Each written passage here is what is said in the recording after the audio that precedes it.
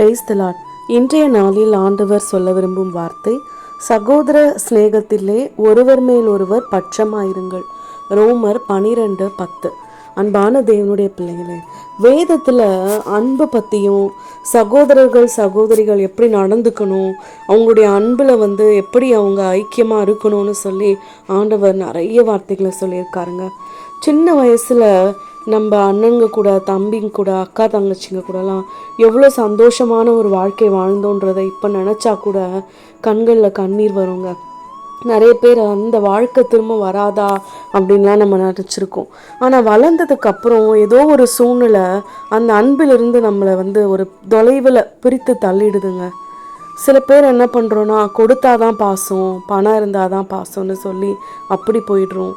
ஒரு சிலர் என்ன காரணம்னே தெரியாமல் இன்னொருத்தவங்க கூட சேர்ந்துக்கிட்டு ஒரு சகோதரனையோ சகோதரியோ கஷ்டப்படுத்த ஆரம்பிச்சிருவாங்க, ஒரு மாதிரி ஒதுக்கிடுவாங்க. அந்த மாதிரியான வாழ்க்கையெல்லாம் நம்ம வாழ்ந்துட்டுருக்கோமான்னு நம்மளை நாமளே கேள்வி கேட்டு பார்க்கணுங்க.